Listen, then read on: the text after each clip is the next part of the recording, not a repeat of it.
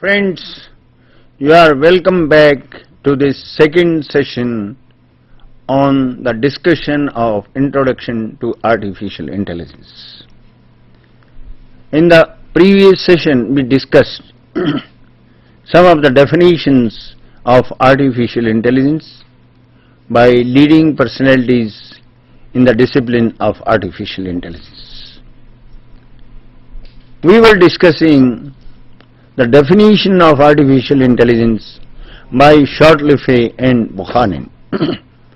They say artificial intelligence is the discipline which studies or which is concerned with problem domains which are basically non-numeric symbolic and also which use non-algorithmic methods. I mentioned that algorithmic methods are the main tools used in whole of computer science. Then why not we use these for every problem under consideration? The problem is the algorithmic methods have some shortcomings, and the shortcomings are, you may look at the slide. The first thing is that in the case of algorithmic methods, the solution steps are to be supplied by the human beings. We know the whole of the software industry is concerned with writing software which is nothing else but sequence of steps or programs which are sequence of steps required to solve a particular problem. What I mean to say is that if we are to use the algorithmic method of solving problems, then in that case you have to, please don't look at the slide, you have to give the sequence of steps which the computer system should take in order to solve a problem. I emphasize it is the human beings who have to write the programs or the software which is used by the computer system in order to solve a problem. This is a major problem in itself, in the sense that figuring out the sequence of steps to solve a particular problem is not that easy. This is why the IT industry and software industry is surviving or thriving.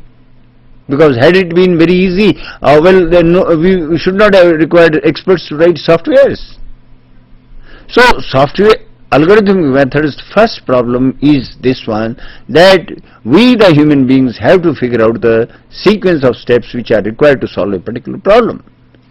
But this is a minor problem in respect of algorithmic methods as compared to the second and major problem with this approach of solving problems, and that is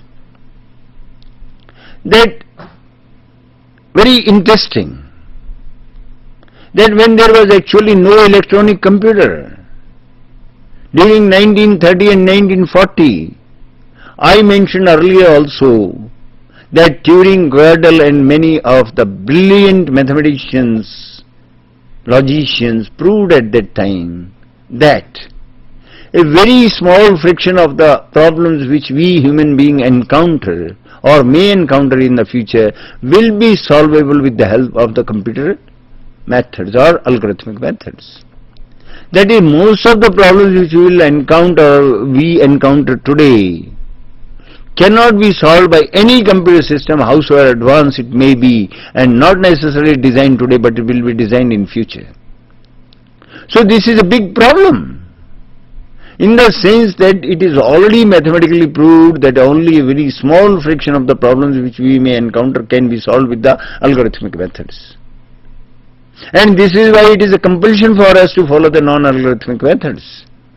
We must have non-algorithmic method, non-step-by-step methods in order to solve our problems using computer as a tool. So friends, the algorithmic approach has two major drawbacks.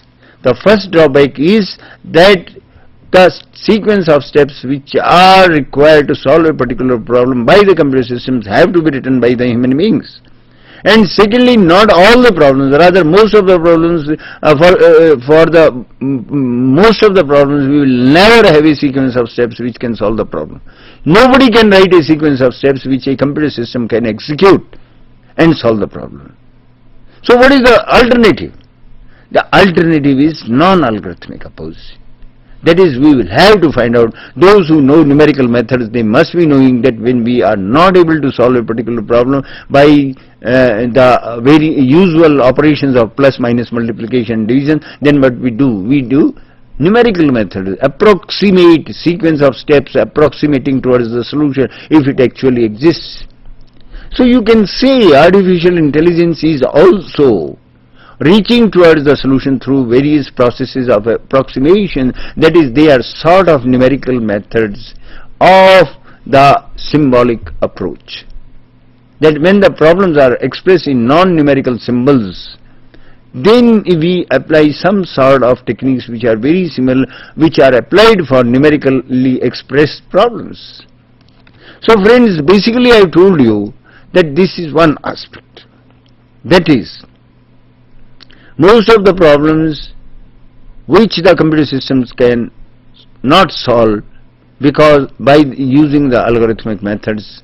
And then friends, this is a situation when the problems can be actually defined. That is, we know what is the beginning, what is the end, etc. However, there are a number of problems which may not have any beginning or end. For example, the problem of illiteracy. Nobody can say what is the initial position, and when we reach a particular situation where we can say that illiteracy is completely removed. Nobody can define it in that respect. So there are a large number of problems which cannot even be expressed in English language. So there is no question of those problems being solvable by numerical methods.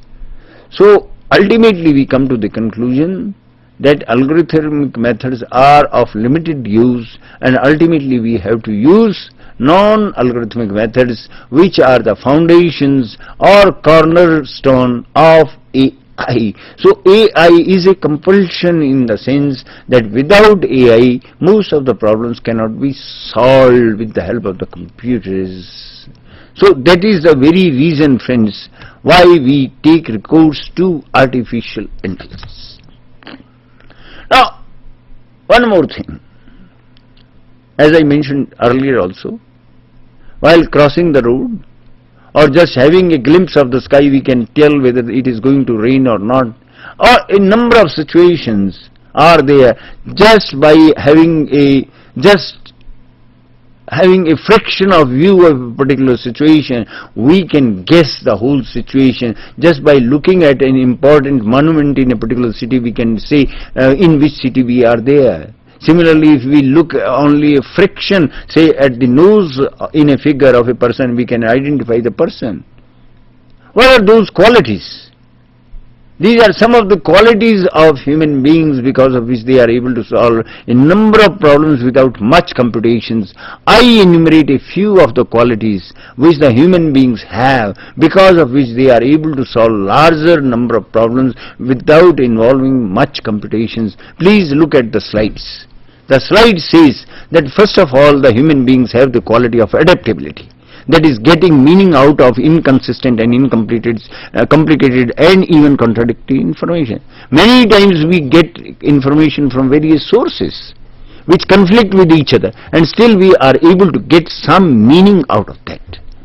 Then context sensitive nature, banking environment, academic environment. You know that when we are talking in an academic environment and all of a sudden we go, say tourism or something like that, or even banking, all of a sudden our mind is attuned to the new situation in a fraction of a second. However, it may not be possible for the computer systems. So our context sensitive nature, error tolerance, despite there may be a number of errors in a particular description, we are able to get the right meaning, large measured memory capacity and real time capacity. Then human beings are able to provide some satisfactory solution. The solution may not be completely satisfactory, but may be reasonably good. These are some of the qualities among the human beings because of which they are able to solve larger set of problems which the computer systems are not able to. So now the question arises, Why the human beings are able to do all these things? One of the basic reasons or faculty which is heuristics. Heuristics are the thumbs of rules or the rules which we are not explicitly aware but we are using. And using those rules, we have been able to solve a large number of problems. And in the process, we are refining those rules also. This is what is known as heuristics and is adopted as one of the basic techniques in artificial intelligence. So once again I summarize that why human beings, whenever we find that the human beings are better in solving a particular set of problems, we just study how the human beings are able to solve those problems better than the computer system despite very fast speed and memory capabilities of the computer systems. It was found that the use of heuristics. So what is a heuristic? Is something which is we are not completely aware but we are using unconsciously and in the process are refining that methodology in order to solve similar such problems in future also. So heuristic has been found out one of the big assets of human beings, and therefore the computer scientists think that if we embed the capability of having heuristics in computer systems also, they will be able to solve a large number of problems like human beings. So heuristics are required generally unconsciously, as I mentioned, and subconsciously through experience. Advantage of having heuristics is that we do not have to rethink completely every time we are faced with a problem of the type of which another problem has already been. That is our experience. With particular situations in which a particular trick worked, we become familiar. That is, the correlation between a trick and the situation in which the trick has been found useful is somewhere stored in our subconscious mind. And whenever a similar situation arises, without much thinking and computation, we just recall that technique or that heuristic and use it unconsciously. We need not become conscious also that we are using this particular trick in solving a particular problem. That is ingrained in the human nature. And this is found that if we are able to embed this type of capability in the computer system, a computer system may be able to solve larger set of problems. Another thing is judgment. Friends, I told you earlier also, human beings have the capability of judging a situation. What do I mean by judging is that without taking into consideration each and every element of the situation and the various relation between the elements of the situation, we are able to have an overview of the total situation relevant to the problem under consideration.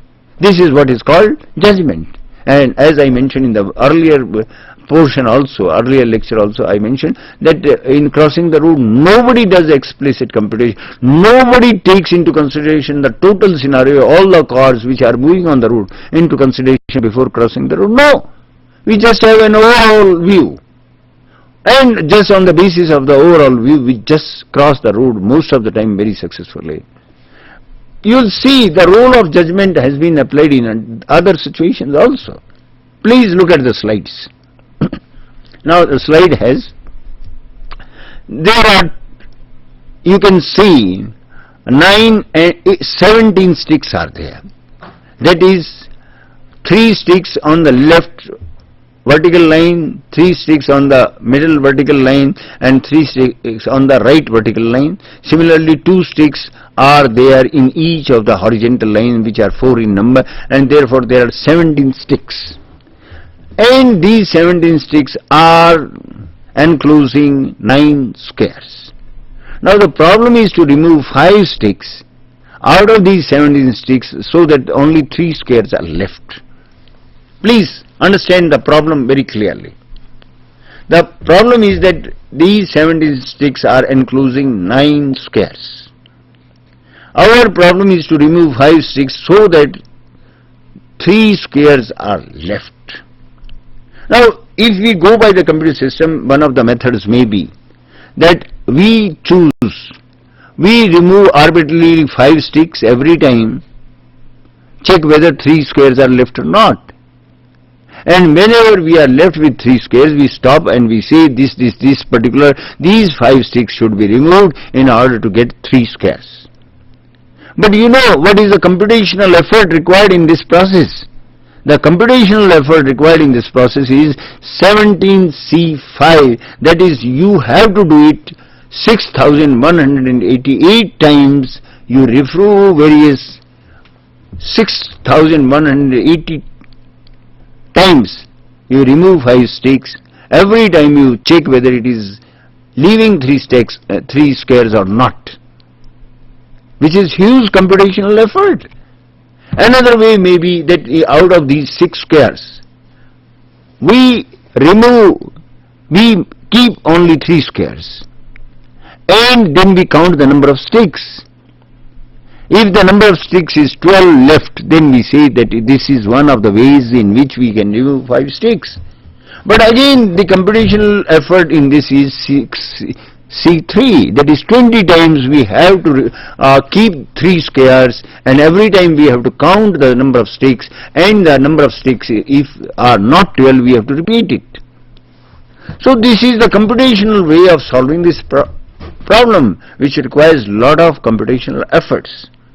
But friends, if we judge that if 3 squares are to be made out of 12 sticks, as the figure on the right hand side shows, because each square is occupying 4 sticks, and if the 12 sticks are to be used in 3 squares, then none of the 3 pair of squares should have a common stick. Because if they have 1 stick common in forming the 2 squares, then the number of sticks becomes less than 12. So this should be a judgmental solution, that if we recognize through judgment without much computation that the 3 squares are to be left and the number of sticks left to be left is 12, then none of the pairs of the squares should have a common stick. And this leads to 2 solutions.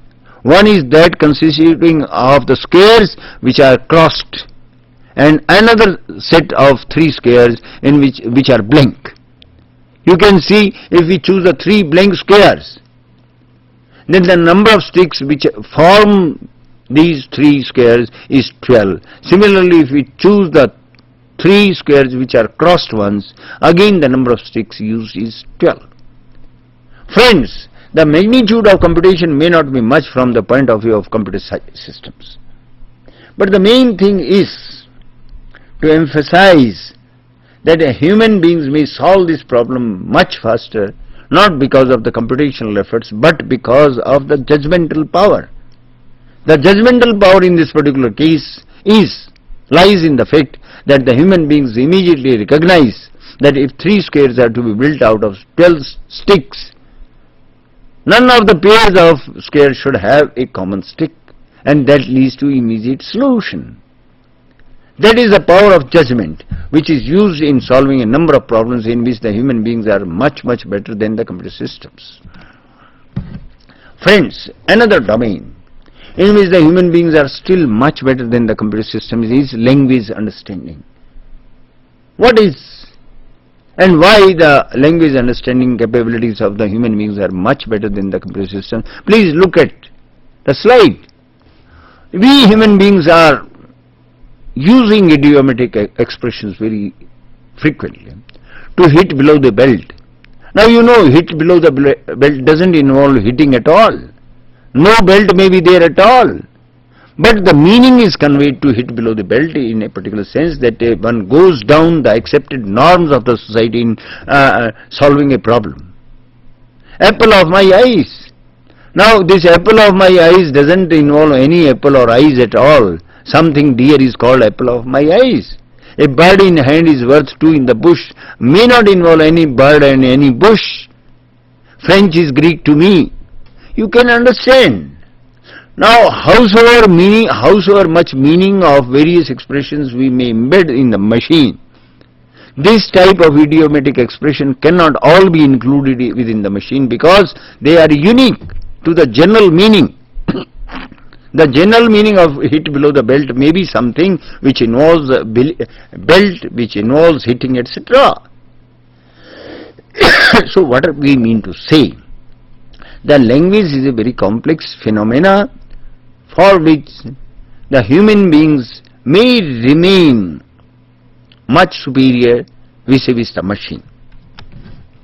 Again, why the language understanding is very difficult? Because it is the context which determines the meaning. Bulb gives light and bulb is light. Now in these two contexts the meaning of light is quite different. Bulb gives light is that bulb is light is not in the sense of darkness versus light, but it is light versus heavy. But the word is and gives, this pair of words clarify the meaning that in the first case bulb gives light means it removes darkness, whereas in the second case bulb is light means bulb is not heavy.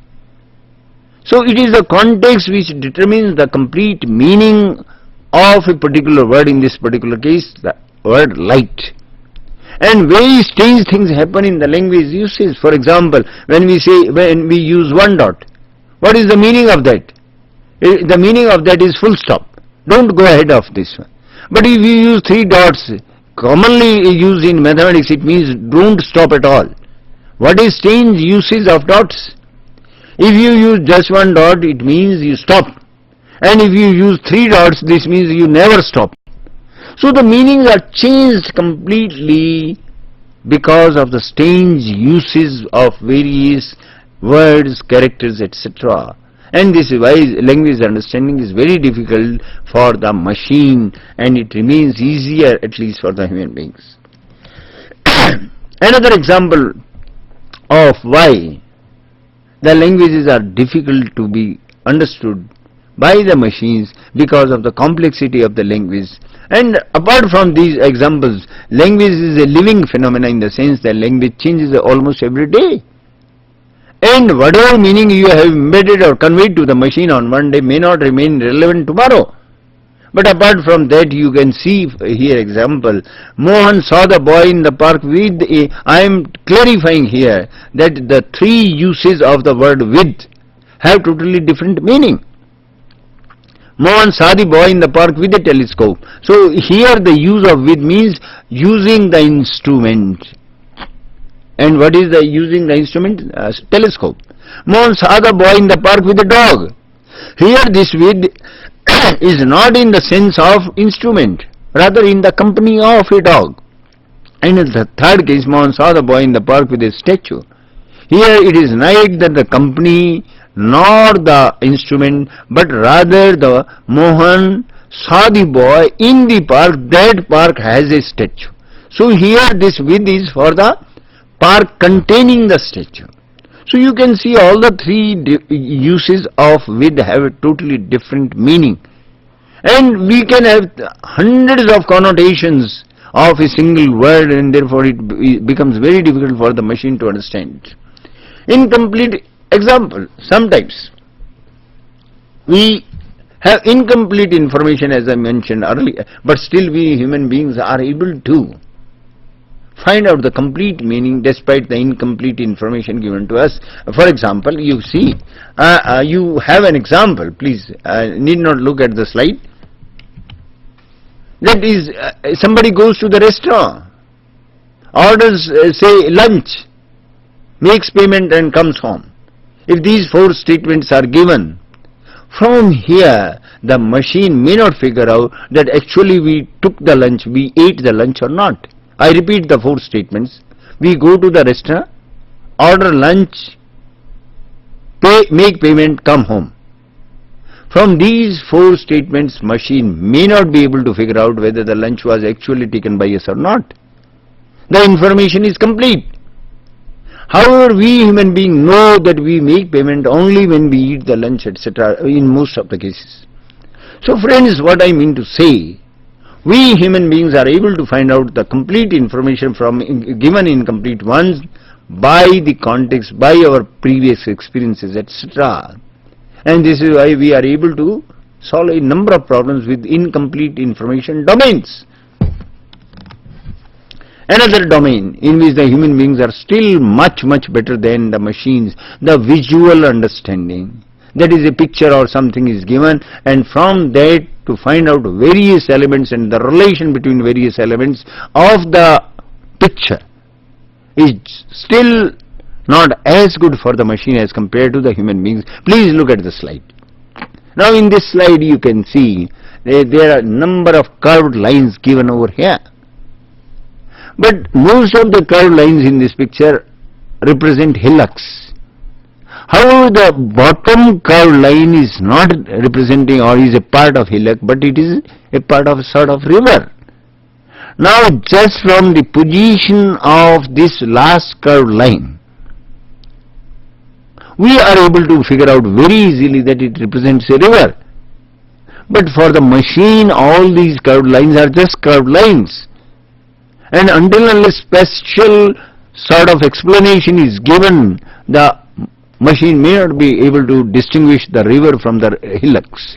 So these are some of the situations or examples which illustrate the superiority of human beings in understanding a number of things like languages, visual understanding, etc., etc. We make comparison between the basic faculties of computers and human being, why one is better. It has been found out that computers are better than human beings in tasks requiring sequential but fast computation. What do we mean by sequential but fast computation? For example, we have to compute the income tax on a particular given income. We will take one step at a time. We will work on one data item at a time, but very fast. On the other hand, human beings are better than computers in which we require total knowledge of a domain. The whole of the knowledge should be available simultaneously in order to get a meaning, as you saw in the particular case, previous case. Light is bulb and light gives bulb. Bulb is light and bulb gives light. Now, until unless the bulb is given along with some other information pieces, bulb is light. Bulb gives light. So, light word is along with other two words, and then the meaning becomes clear. What do we mean? Say that human beings are able to work when the context is also given. In that case, the context is used in solving the problem. Now, that is, the human beings work better when the information is available in parallel. I clarify what is meant by, or what is the significance of the parallel availability of a information. Please look at the slide. On the slide represents some sort of a problem in the sense that a letter is written on a piece of paper. Say the letter C is written on the piece of paper. However, we are not allowed to look at the piece of paper directly. Rather, another piece of paper is placed on the letter in which there is a small hole. And we are allowed to look on the paper only through that hole in the paper which is placed over it. That is, this you are allowed to look on the contents of the lower paper through the hole in the upper paper. You rotate it as long as you like to. Every time you will see through this hole either a black dot or a white dot. You go on rotating. Every time the dot which is available through this hole will be only known as black or not black. Go on collecting this information. By collecting the information about the colors of the dots visible through the hole, nobody can figure out the letter behind. What is the reason? The reason is that the information of the colors of the dots of the whole area should be available to us in one go, that is in parallel, in order to figure out the letter C on the lower paper. This is what is meant by significance of simultaneous availability of sufficient knowledge, that is, it is called parallel processing. So friends, I summarize. The human capabilities versus the computer's capabilities. Why in one type of problems human beings are better, why in other type of problems the computer systems are better. That can be summarized something like this, that when information is available one item at a time, however you are doing the things very fast, then in that case computers are much better, as in the case of calculation of income tax. However, in the case when the figuring out of a letter C or figuring out of a scene, understanding a particular scene, as in the previous case that of hillocks and river, or in the case of language when whole information, bulb gives light, bulb is light, full statement should be available to us in order to know the meaning of the word light. If the whole of the sentence is available to us, we the human beings, we are able to clarify the meaning.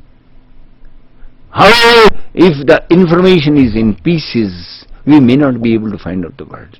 So, computer systems are fast computing machines which work on item by item, that is, they work sequentially. We human beings are capable to process information if simultaneously large amount of information is available to. So that is the basic difference between the human beings and the machine in the view of their relative merits and demerits. Friends, this is time sometimes to discuss even some philosophical questions. It has been observed that we the human beings are very good in understanding language, in seeing pictures and many other things. But we human beings are poor in doing numerical calculations vis-a-vis the machine. What is the reason? That is, we have found out that when the information requires step-by-step calculations, we human beings are not as good as compared to the machine, but vice versa. What is the reason? The reason is that when a complex problem is before us, we have to think very deeply in order to solve the problem. However, some of the problems, like why we feel hungry, we don't know in most of the cases the various mechanisms going on which make us hungry, and therefore, but whenever we become hungry, we just satisfy our hunger by the previously known methods of eating food, etc. The reason is that when such a problem like feeling hungry, etc. is there, the various mechanisms which are involved are not explicit to the human beings, and when these are not explicit to the human beings, it is very difficult for us to embed those mechanisms in the machine. On the other hand, when we are solving a problem like computing the income tax, we think very explicitly, logical steps involved in finding out the income tax. Because we have to do explicit thinking, we are aware of the various steps required in order to find out the amount of income tax payable. So when we have to do explicit thinking, we can embed those explicit thinking steps into the machine. But when in solving a particular problem, we don't do explicit thinking and just we solve the problems without explicit thinking, it is difficult for us to embed those steps in the machine. And that is the reason for the paradox. That is, wherever we find it easier to solve a particular problem, it is difficult for the machine. No, it is not difficult for the machine. It is difficult for we the human beings to figure out the various steps which are required in solving the problem by the human beings in order to solve the problem. And because we don't do any explicit thinking, just we solve the problem, we are not able to state those to the machine. So we must remember that the machine doesn't solve the problem. It executes the steps of the solution of the problem. However, the solution steps are provided by the human beings, and in case we are able to solve a problem without explicit thinking, it is difficult for us to write those steps and ultimately to convey to the machine. And this is the reason for the various paradoxes apparently which we see in our everyday life. Next question is, why AI or AI problems? Friends, in the beginning I mentioned that during 1930 and 1940, a number of brilliant mathematicians, logicians proved that a very small fraction of the problems which we human beings will encounter or encounter will remain unsolvable even with the best possible machines of the future. And they found out that the reason for this may be a number of one. One of the most important reasons they found out was that there will be problems, the size of which when increased will require the number of steps much larger as compared to the increase in size. I explain this with a small example. Friends, when we take the problem of finding the product of two matrices, and if the matrices are 2 by 2, then you can see that by taking the elements of each row and each column, I think the number of multiplication required is 4 or something like that, and then addition, etc. is there. However, as we increase the sizes of the matrices whose product is to be found out, say we increase the size of the matrices whose product is to be found out to 3 by 3, 3 cross 3 and 3 cross 3, you will find out the number of additional steps required is more. And as you go from 3 cross 3 to 4 cross 4 matrices, again here we have gone from 3 to 4, however the number of steps which have increased is much larger as compared to just one increase in the size. And if you go from to matrices of 100 by 100, the number of steps become very, very large. So there are some problems for which when the size of the problem increases, the number of steps required increases much faster. This is sometimes called the exponential type of problems, that is the increase in the time required in solving the problem is some exponential function of the size of the problem.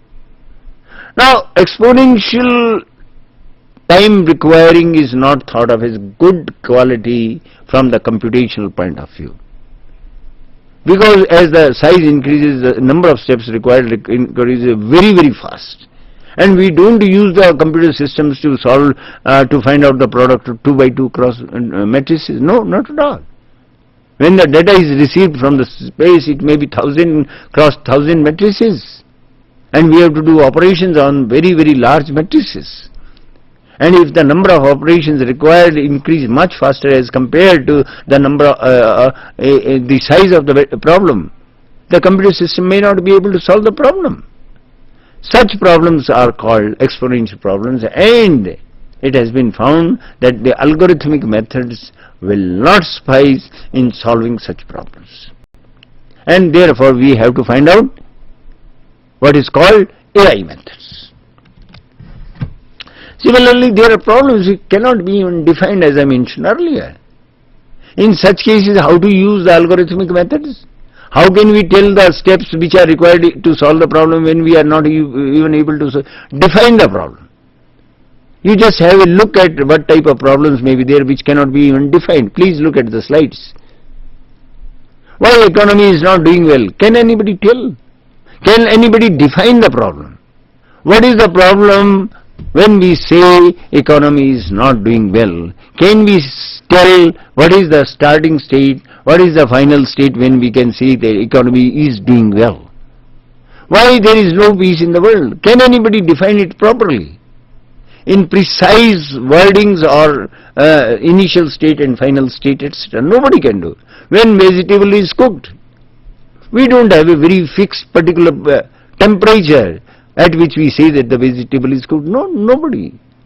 Just we see, have a look, or sometimes a little bit taste, and we are able to say whether it is cooked or not, but no way very precise parameters are fixed for the vegetable to be called cooked or not, whether it will rain or not. At present, of course, weather forecasting has become very reliable, but still it is not 100% reliable.